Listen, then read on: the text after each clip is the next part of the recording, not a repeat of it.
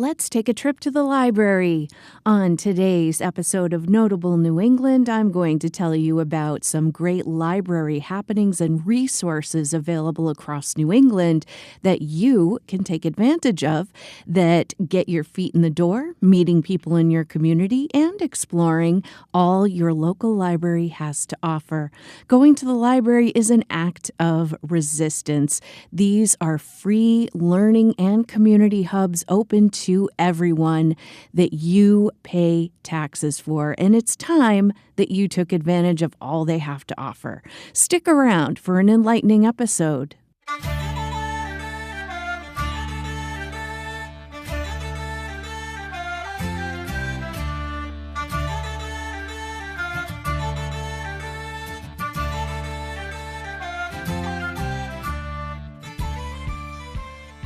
Hello, lovely listeners, and thank you for tuning into this episode of Notable New England. If you're new here, my name is Gretchen B., and I am a lifelong, proud New Englander committed to fostering community and telling you about the people, places, things, and stories that make our region of the country so special. I wanted to start the podcast off by giving a shout out to lovely listener Jody, who bought a Patreon gift subscription for the year at our small regular tier for her friend Nick. What a wonderful gift to your friend Jody. Thank you for doing that. And Nick, welcome. It's great to have you as part of our Notable New England community. If you would like to be like Jody and gift someone a special Notable New England Patreon membership, you can just go to patreon.com/Notable New England/gift. Plans start at just $2 a month and include early ad-free listening as well as other wonderful perks depending upon the tier that you choose.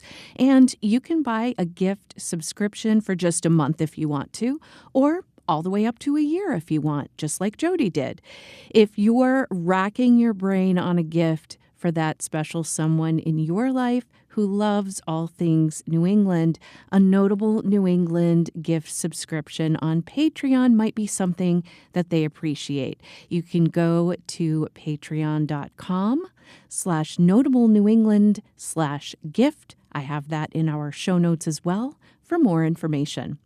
On today's episode, I'm going to be sharing with you some fantastic library happenings all over New England in hopes that it gets you into the library, meeting people in your community, and taking advantage of the multitude of free programs and resources that are open to everyone. And actually, if you can't get to the library, know that a lot of libraries in our region offer online programs as well, and you can borrow things using their website and a digital library card. So if you're not using your library, you are missing out. And going to the library is an act of resistance. I will explain more on that later.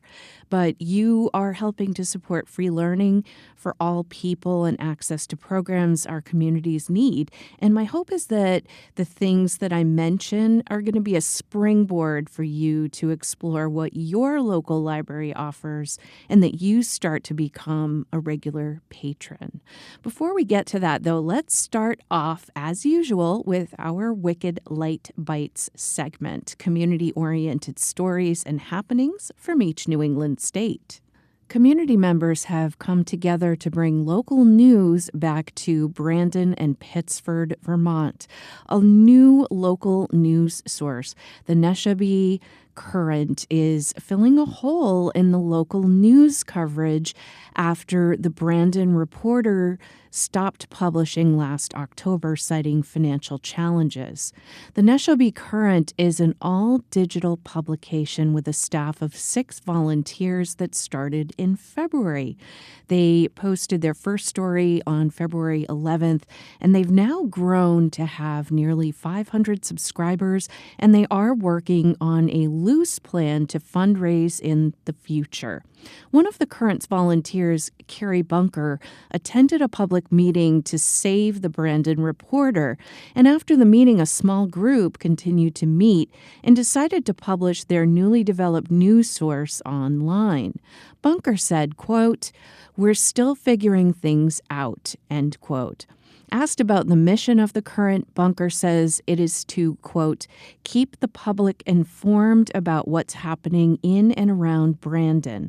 Our state rep just announced he's not running for re-election, and we're heading into a second vote for the school budget. You know, we want to make sure people don't lose track of those things," end quote. Though the Current is not staffed by professional journalists, volunteers are community members who want to ensure that the public meetings, school issues, and other community issues are covered and helping to keep the community informed.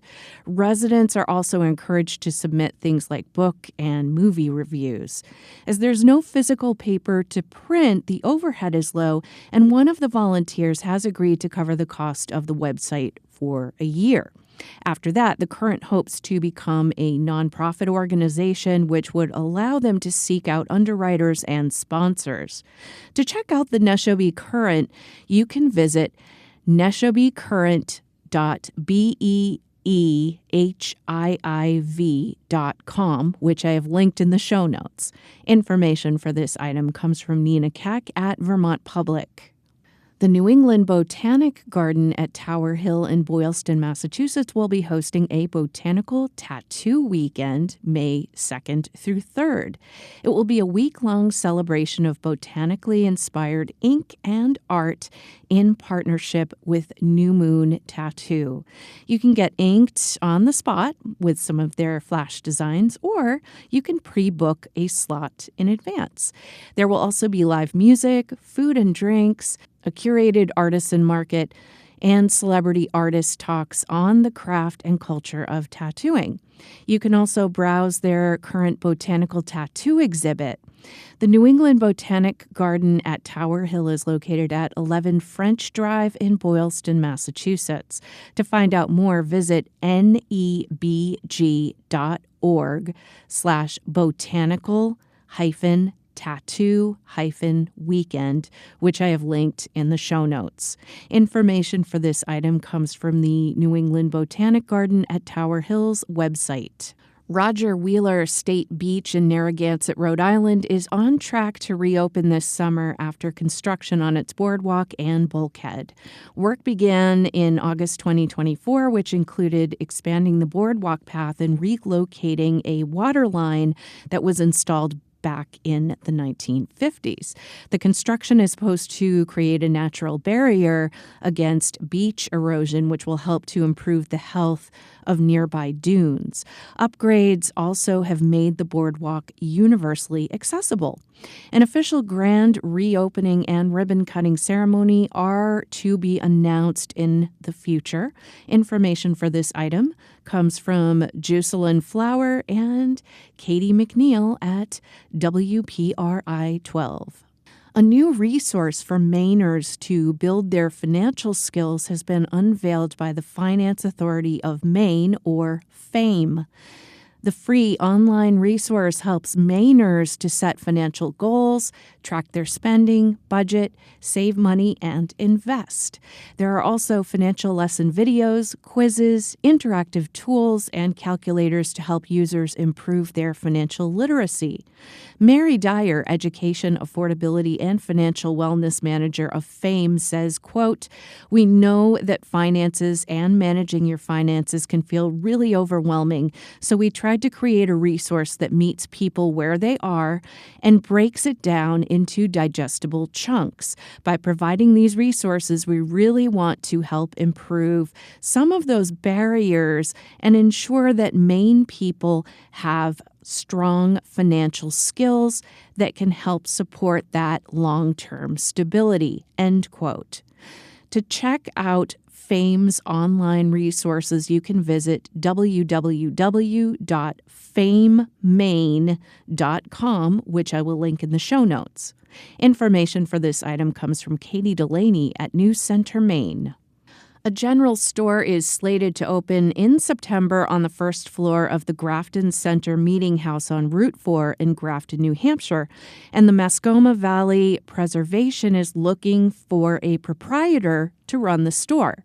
The Mascoma Valley Preservation would own the store and charge $1,600 per month rent to get approximately 4,000 square feet of space, which is split between the first floor and the basement, which could be used as storage. Andrew Cushing, executive director of the Mascoma Valley Preservation, says, quote, "We are looking for a friendly, creative, and motivated in-food person. We know the bulk of the business will be with the deli and go-to foods, so we want to make sure the quality of the food is what's driving attendance." Grafton's Country Store shuttered in 2018, and the town's residents have had to travel to Danbury, New Hampshire, or Canaan to get groceries as a result. Andrew Cushing says, quote, "The idea came not immediately, but when we kind of quizzed the community on what they wanted to see in the building, we heard three common requests. One was for it to be on the tax rolls, another was a general store, and the last was to just have a conditioned year-round place for people to gather. The proprietor role must submit a letter of interest and a business plan, and applications are open April 30th and are scheduled to close May 28th. Applications can be submitted via mascomavalleypreservation.org/marketplace, which I will put in the show notes. An 8-member community committee, including community members with retail experience, will review applications and recommend a candidate to Mascoma Valley Preservation's board of directors with the goal of having somebody in place prior to September. Information for this item comes from Liz Saucelli of the Valley News. The Connecticut Sun, Connecticut's WNBA team, has announced its sunset season, its final season before the team relocates to Houston, Texas. The Mohegan Tribe announced this past week that the team would be moving, making this their final season in Connecticut. Connecticut Sun President Jen Rosati said, quote, "We intend to honor every chapter of our story and make this final season our most meaningful one yet. This season is about gratitude, celebration, and giving our fans the farewell that they deserve.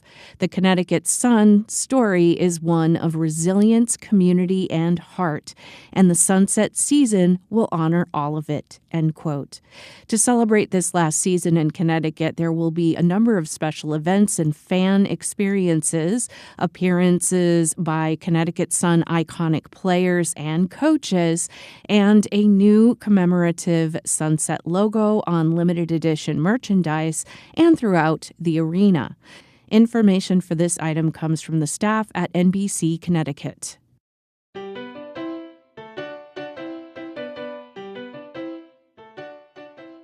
Up after the break, we're taking a trip to the library. I'll be telling you about some interesting educational and community-oriented activities and resources at some of our region's libraries. My goal is to get you to these events and inspire you to visit your own local library and explore all of the awesome resources that they offer. Stay tuned. You're listening to Notable New England. Get outside, soak up the season, and capture what spring in New England looks like through your eyes. Whether it's blooming flowers, coastal views, small town charm, or a quiet moment in nature, I want to see it. Enter the Notable New England Spring Photo Contest. Here's the deal. 1 photo per person. You have to take the photo during this spring 2026, and submissions are due by April 30th. After that, the community takes over. Voting will run from May 1st through May 22nd, and the winning photo will take home a notable New England prize pack filled with amazing local goodies shipped right to your door. I'll announce the winner on the May 24th episode of the podcast. If you've been meaning to get outside more, this is your sign. Grab your cameras or your phone, go explore, and send something in. I'd truly love to feature your perspective. You can submit your entry at bit.ly/springphotonn. That's bit.ly/springphotonn.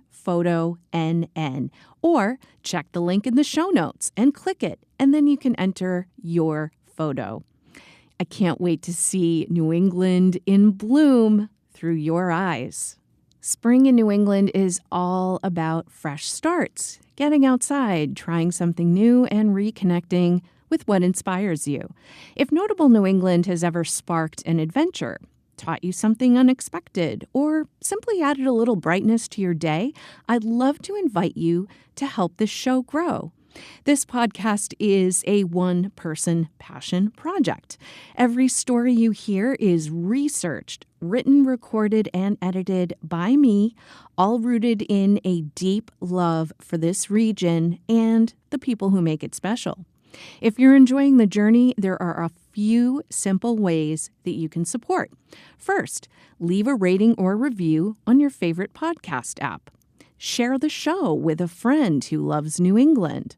Or support the podcast directly with a one-time contribution at buymeacoffee.com/notablenewengland. Again, buymeacoffee.com/notablenewengland. Or you can become a monthly supporter and get some really great perks, including early ad-free listening, Notable New England merch, and more by visiting patreon.com/notablenewengland. Again, patreon.com/notablenewengland. And links for both of these places are in the show notes for your convenience. Think of it as helping these stories continue to bloom. Thank you so much for your support.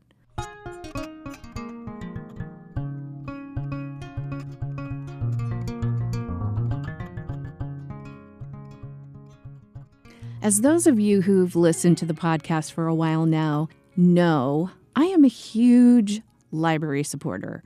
They are free education and community hubs for everyone, and it constantly amazes me when I hear people say they've never even been to their local library or they had no idea all their library offers. Now, you paid tax dollars to fund them, and using your library is an act of resistance. You may ask, Gretchen, how is using my library an act of resistance? Well, let me explain. First, it's resistance to censorship because libraries believe that people should be able to read what they want, even ideas that are unpopular or controversial. When books are challenged or banned, libraries often keep them available. That commitment resists attempts to control what people can think and learn. Libraries are resistant to inequality because they offer access to knowledge often reserved for those with wealth and power to everyone and for free. They offer free access to the internet, books, DVDs, music, research tools, and educational programs which challenge systems that limit opportunity based on income.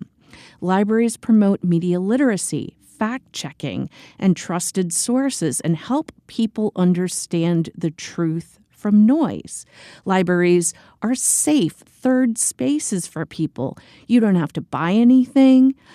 Everyone is welcome, and they help to foster community and can help people be less isolated. Libraries preserve history and stories that might try to be erased or overlooked. And by giving people access to learning tools, research, and more, libraries empower citizens to question authority, participate in their communities, and participate fully in civic life. After we finish this episode, I strongly encourage you to visit your nearby public library's website. Look at everything that they offer. If you don't have one, get yourself a library card and start taking advantage of the things that they offer. And if you can't physically get to a library for any reason, good news. You can borrow stuff electronically and access a ton of information right in the comfort of your own home. And many of the programs that they also offer online. So you are able to take advantage of your library's resources from the comfort of your own home if you wish. If you've been doom scrolling a lot like I have with all of the absolutely insane, crazy news, consider replacing that with a visit to your local library. In fact, this is exactly what I did the other day, because on a particularly heavy news day, I'm sure you know which one, I was crabby, angry, depressed, dismayed, just not in a good place. I was just feeling so many emotions because I was, wasting time on my phone, doom scrolling, going on social media, getting enraged at dumb things that people were saying. And, finally, after that horrible, terrible, no good, very bad day, I said to myself, okay, I got to put a stop to this. I need to get out for a walk. I need to get off my phone. This is not doing me any good. So, I walked and I was like, you know what? I'm going to go hit the library. I ventured down the street to my local library and grabbed a stack of magazines. I am a huge magazine freak. I love them. I work for a magazine too. One of my favorite things to do is just flip through magazines. So what I did is I went to my library, I grabbed a stack of magazines off the shelf, and I just sat down in a cozy spot, and I was just flipping the pages and looking at really cool pictures and reading really cool articles. And while I was there, the place was just bustling. People were, milling around, looking at books and DVDs. People were using the internet. There were events going on. There were little kids running around looking for books. There were people playing board games. Neighbors were running into each other and shooting the breeze. It really perked up my mood quickly. And by replacing that doom scrolling, I was around other people. I wasn't isolating. I was calmer. And, it was just a wonderful experience for me to just get out of my head, learn something new, even just zone out. Reading magazines for me, it's like a total zone out thing. So it allowed me to do that, which was absolutely wonderful. If you start to get overwhelmed or too glued to your phone, seriously, consider a trip to the library and just immerse yourself in the things that they offer. I guarantee that you will walk away feeling better. Today, I wanted to give you a sampling of some of the cool programs and resources libraries across New England are offering to get the ball rolling for you. Hopefully, you can make it to some of these programs, or maybe it'll inspire you to check out what your library near you offers and attend an event or take advantage of a resource at your library. First up, I'm going to start with the Boston Public Library. They offer a variety of amazing programs across all of their branches, and just a few of them include open garden hours at the Mattapan branch. You can stop by and help the branch get ready for their spring garden. They'll need help preparing the garden beds for planting, sowing some of the cold-resistant crops, and so much more. You don't have to have gardening experience either. They'll show you what to do. The next one that they're having is coming up on Saturday, April 25th from 11 to 12 p.m. at the Mattapan branch, which is located at 1350 Blue Hill Avenue. They also have some other gardening workshops for adults and kids coming up, so definitely check on the BPL website for more information on those workshops. Another program the BPL offers is homework help which is done by the Boston Teachers Union at various BPL locations Thursdays from 3 to 5 p.m. So if your child needs homework help and a quiet place to study and concentrate, this is a great resource for them. If you're a Red Sox fan, take part in the Ultimate Red Sox presentation with Marty Gitlin on May 11th at 6 p.m. at the Lower Mills BPL branch located at 27 Richmond Street in Dorchester. Marty will guide you through a complete history of the Boston Red Sox. He actually wrote a book called The Ultimate Boston Red Sox Time Machine Book, and the event features videos of the greatest and most fascinating players, teams, events, and moments in the franchise's history. The program also includes trivia questions and includes a Q&A session. To get information on all of the programs the Boston Public Library offers across their different branches, visit bpl.org. I'll put a link in the show notes to their events page too, so you can just click on that and see everything that they have to offer. The Worcester Public Library's Tee Off for WPL Mini Golf at the Library event will be taking place Friday, May 1st and Saturday, May 2nd. This is a fundraiser that transforms the Worcester Public Library into an 18-hole mini golf course, and funds raised will help to support the library. On Friday, May 1st from 6:30 p.m. to 9:30 p.m., there will be a mini golf after dark event for those 21 plus, complete with food, adult beverages, and music. Tickets are $50. On Saturday, May 2nd, there will be a family fun day from 10 a.m. to 1 p.m. where there is a cost of $5 per person or a maximum of $20 per family for golf. The Worcester Public Library is located at 3 Salem Square in Worcester, Massachusetts. They also do have a number of virtual author talks coming up, including a conversation with New York Times bestselling author Jason Reynolds on writing beloved characters and powerful portrayals of resilience. There's also a program called How to Robot-Proof Your Kids and Yourself with Dr. Vivian Ming. Your ticket to the Best State Fair Crafts with Smithsonian curator Mary Savage.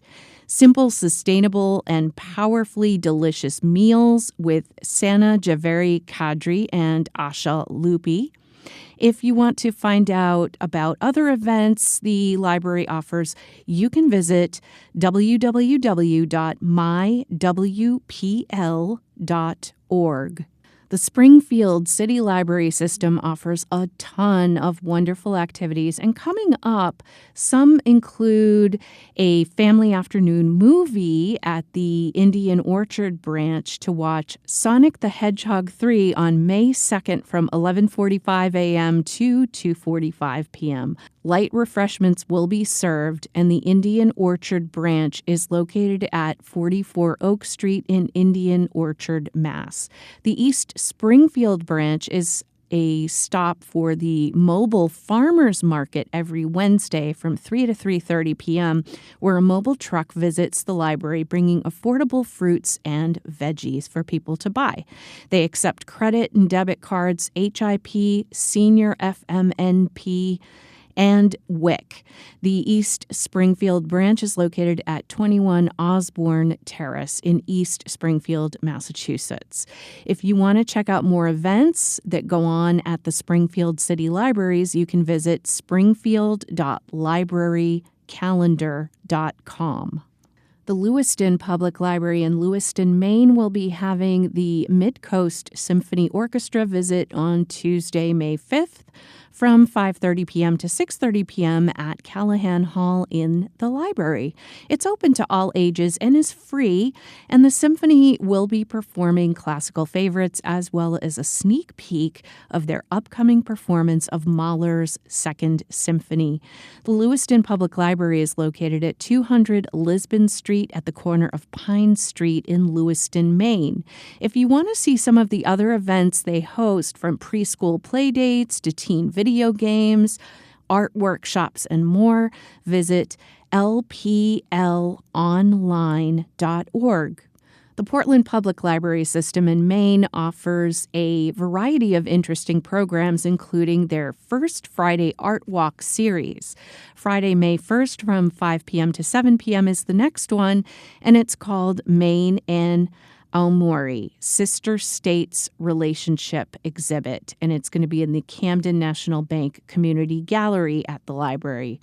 Events celebrating Japanese culture will be hosted in the community gallery, Rhines Auditorium, and meeting rooms throughout the evening. A performance by Taiko Dojo in the atrium will showcase traditional Japanese drumming. The event will happen in the meeting room 2 at the Portland Public Library branch at 5 Monument Square in Portland, Maine.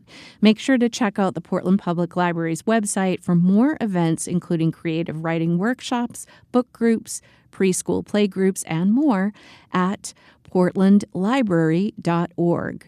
The Bangor Public Library in Bangor, Maine hosts a Sip and Stitch group every other Thursday from 5:30 p.m. to 6:30 p.m. in the Lawrence E. Crowfoot Community Room. All skill levels are welcome. Coffee and tea are provided, and you can bring what you're working on and get advice from other fiber arts creators. The Bangor Public Library is located at 145 Harlow Street in Bangor, Maine. Other events they host include an ASL, American Sign Language, social hour each month. They have various STEAM programs, craft corners, book clubs, and more. Visit bangorpubliclibrary.org for more information.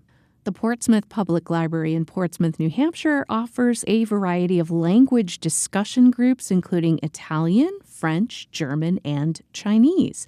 They've also got some great movie showings, and to celebrate National Bike Month in May, they're going to be offering a Bike Maintenance 101 session Saturday, May 2nd from 2 to 4 p.m. in the Levinson Room. Frank Minelli of Cranky Frankie's Mobile Bicycle Service, LLC, will be on hand to cover things you should check, like tire pressure, chain maintenance, and demonstrations on the most common issues and how you can fix them. He'll be giving handouts as well with instructions on how to fix common issues, and he'll even tell you when it might be time to get professional help for your bike or even get a new bike. The Portsmouth Public Library is located at 175 Parrott Avenue in Portsmouth, New Hampshire, and you can view more event offerings like this at portsmouthnh.gov/library. If you're a writer, the Peterborough Town Library in Peterborough, New Hampshire hosts a Writers' Open Mic Night each month, with one coming up on Thursday, May 14th from 5:30 p.m. to 7 p.m. It's hosted by Monadnock Underground, and it's open to writers of all ages and all genres. You can sign up for a slot when you arrive, and the host just asks that you be mindful of the length, depending upon how many people have signed up to read. This is your chance to get some experience in front of an audience and see how the crowd reacts to your writing. You can find out more about this event as well as other events the Peterborough Town Library hosts, from books and banter to a sketch club, tech drop-ins, and more at peterborotownlibrary.org. If you're a movie buff, the Keene Public Library in Keene, New Hampshire offers great movie nights on Wednesday nights at 6 p.m. in the Ruth Huntress Auditorium. Upcoming movies they'll be showing include Back to the Future, The Bourne Identity, Beetlejuice, Bruce Almighty, and In the Heat of the Night. To find out more about their Real Night Out movie series, as well as other events they host such as cookies, coloring, and conversation for adults, mahjong games, adult craft nights, and more, visit keennh.gov/keen-public-library. The Fletcher Free Library in Burlington, Vermont hosts a Food for Talk cookbook club on the second Sunday of every month at 3 p.m. Not only will you discuss the book for that month, but you're welcome to make a recipe from the book to bring in and share with everybody when you meet up. The next one will feature Somalia Food, Memory, and Migration, a cookbook by Ifra F. Ahmed, which is all about the food of Somalia. And this is happening Sunday, May 3rd from 3 p.m. to 5 p.m. in the Fletcher Room at the main library location. The Fletcher Free Library is located at 235 College Street in Burlington, Vermont. That's the main library location. For this and other events that they offer, you can visit fletcherfree.org. The Haskell Free Library and Opera House in Derby Line, Vermont hosts a Scientific Saturdays series on the third Saturday of each month for kids 7 to 12 years old. This is great for kids who are really into science because they offer nature-themed science activities and hands-on learning experiences and experiments that are sure to nurture your child's love for science. The Haskell Free Library's next Scientific Saturday takes place on Saturday, May 16th from 1 to 2:30 p.m. The address is 93 Caswell Avenue in Derby Line, Vermont. For this, as well as other library event offerings, check out their website at haskelloperahouse.org/library. The St. Johnsbury Athenaeum in St. Johnsbury, Vermont offers a Music in the Gallery concert series on the third Friday of each month at 1 p.m. The series showcases impressive and diverse Northeast Kingdom, Vermont music talent in the Athenaeum's art gallery. They have concerts coming up in May and June, and then they will take a summer break and return in September. To check out the upcoming performers, as well as other library events such as book clubs, indie film showings, poetry readings, and more, you can visit stjathenaeum.org. The Pequot Library in Southport, Connecticut can help you track your family history with their once-a-month genealogy roundtables. Their next one is Saturday, May 9th from 10 to 11 in the morning, and genealogists Bill Stansfield and Beth Northrup and Bob Grilly can recommend books, websites, and new strategies to help you discover more about your ancestry. Explore the Pequot Library's genealogy collection, which includes family histories, military histories, and many other books that cannot be found online. The genealogy roundtables are held each month in the Rennell Room at the Pequot Library, which is located at 720 Pequot Avenue in Southport, Connecticut. For more information on this, as well as other events they host, from chess club to Lego challenges, author talks, knitting groups, and more, visit pequotlibrary.org. If you find yourself technologically challenged, the Bridgeport Public Library System in Bridgeport, Connecticut offers twice-weekly computer classes on Wednesdays and Thursdays, 6 p.m. to 7:30 p.m. in the borough's Sayden Main Library third floor community room. They offer lessons in computer basics, internet basics, email and communication, word processing and online resources, and research.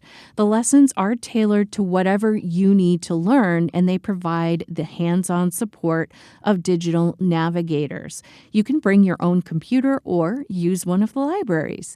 The main library is located at 925 Broad Street in Bridgeport, Connecticut. For this, as well as other programs that the Bridgeport Library System offers, including yoga classes, family movies, quilting and fiber arts, crafting, and more, visit bportlibrary.org. The Hartford Public Library in Hartford, Connecticut offers a pair of free theater tickets to all library card holders to every show done by the Hartford Stage. Coming up, the Hartford Stage is performing Native Gardens from April 17th through May 10th, which is a comedy based on a backyard dispute. And then they're going to be doing Sweeney Todd from June 5th through July 5th. The 2026 and 2027 season dates will be announced in the future. All you have to do to get your free pair of tickets is visit the library's website at hplct.org, and I'll put a direct link to the ticket page in the show notes. The Hartford Public Library offers a variety of programs like a Baby Grand jazz concert series, art walks, ESL classes, music production classes, and more. The Providence Public Library in Providence, Rhode Island offers a workshop space, which is a multi-use educational space for hands-on experiential learning for youth and adults of all ages. They offer sewing, 3D printing, vinyl cutting, and a heat press, and laser cutting and ink space. You can sign up for a training to learn how to use the equipment and then book space to use the equipment with your library card. They also host a 6-part seminar, small business workshop in the workshop space that covers business fundamentals, marketing, sales and customer service, financial management, small business funding, and creating your own business plan. You can find out more at provlib.org. They also offer a number of events like book and play discussion groups, author talks, workshops, and varied cultural presentations and programs. Want to learn some new songs on the ukulele? You can at the Warwick Public Library's Strum and Sing Uke Club, which takes place monthly. It's a jam session where you can play songs and sing with other folks. Learn new songs, practice different strumming patterns, and play as an ensemble in a fun and supportive atmosphere on the second Wednesday of each month from 6:30 to 7:30 p.m. If you've never played ukulele before, the Warwick Public Library actually offers a 4-week beginner class for free where you can make chords and strum, read tabs, play simple melodies, and sing while you play. For more information on this and other programs offered at the Warwick Public Library, you can visit warwicklibrary.org. The Warwick Public Library is located at 600 Sandy Lane in Warwick, Rhode Island. If you are concerned about your well-being, if you have concerns about your mental health, if you just want to talk to somebody, the Westerly Library in Westerly, Rhode Island offers a mental health advocate session every Thursday from 10 a.m. to 12 p.m. in the Roberts Room. Toby is the volunteer mental health advocate, and she is happy to talk with you about your concerns and offer a safe space for you to talk. For more information, you can visit westerlylibrary.org, and you can visit on Thursdays from 10 a.m. to 12 p.m. for the mental health advocate sessions at 44 Broad Street in Westerly, Rhode Island. The Westerly Library offers a host of other programs from book clubs to teen Dungeons and Dragons meetups, knitting and crochet groups, sewing basics, and more.